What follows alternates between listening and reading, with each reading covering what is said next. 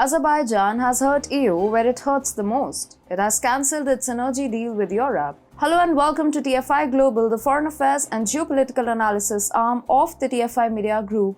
I'm your host Vedika. Let's begin with the video report. Russia has long been a dominant player in Europe's energy sector, and its gas exports to the continent account for a significant portion of Europe's total gas consumption.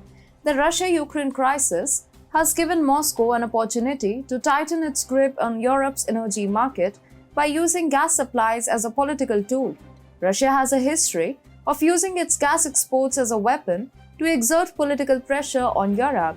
In 2009, Russia cut off gas supplies to Ukraine, which also affected the flow of gas to Europe, causing widespread energy shortages and price spikes. The incident demonstrated Russia's ability to use its energy exports as a political tool to gain leverage over Europe.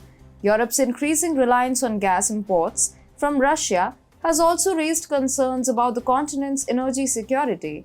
The European Union has been working to diversify its energy supplies and reduce its dependence on Russian gas, but the recent events in Ukraine have made this task more challenging.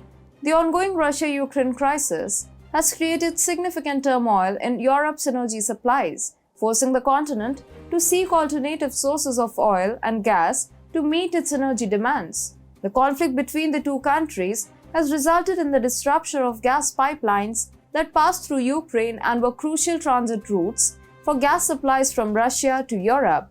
The situation has forced Europe to explore alternative energy sources, and one of the countries that have become the focus of attention is Azerbaijan. The country is strategically located and rich in oil and gas reserves, making it a significant player in the global energy market. Azerbaijan was also seen as a promising alternative source of energy for Europe, with the construction of the Trans-Anatolian Pipeline and the Trans-Adriatic Pipeline connecting Azerbaijan's gas fields to Europe. More recently, President of the European Commission Ursula von der Leyen paid a high-level visit to Azerbaijan, crowned with the signing of a new gas export deal between the EU and Baku. The parties agreed upon expanding the volume of gas exports from Azerbaijan to Europe from last year's level of 8 billion cubic meters to around 20 BCM by 2027. However, this deal might soon face an existential threat. But recently, Baku denounced Europe for meddling in its internal affairs. In a speech last month, Azerbaijani President Ilham Aliyev blasted outside interference in his country's standoff with Armenia over the contested region of Nagorno-Karabakh. The mediators involved in the Karabakh conflict try not to solve the issue but to freeze it, he declared, arguing Baku rejected efforts to tire us out with meaningless negotiations.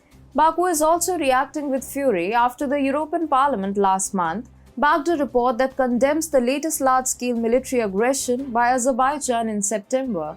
Furthermore, Vakif Sadikov, the head of Azerbaijan's mission to the EU, said that the presence of the monitors near the border with Azerbaijan is worrying Baku. This is a bilateral issue between Armenia and the EU, but it is happening a few hundred meters from our own border posts and in a heavily militarized environment where we have Russian border guards, Armenian border guards, Russian regular units, Armenian regular units, and closer to the Iranian border, Iran's military. Now we also have EU peacekeepers, so we have legitimate security questions, he said. Make no mistake, for years, the EU has been vocal about human rights violation in Azerbaijan, including the persecution of journalists and political opponents. While these issues are certainly important, the EU's approach is not necessarily the best way to address them. Azerbaijan is a sovereign nation, and the EU should respect its autonomy and work with the government to address these concerns in a constructive manner.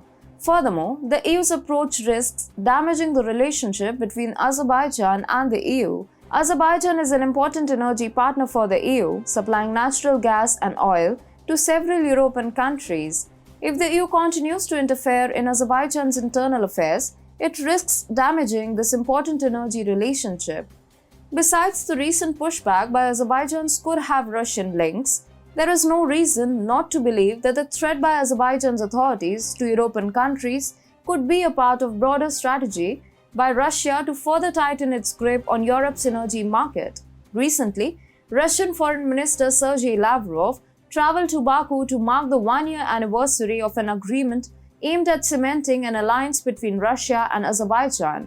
It could not be a mere coincidence that voices of dissent against the EU in Azerbaijan started to gain traction immediately after the bilateral talks. As we may all be aware, Moscow has been working to expand its influence in the Caspian region, and Azerbaijan's rift with the EU could be a sign of Moscow's success in undermining Europe's efforts in the region.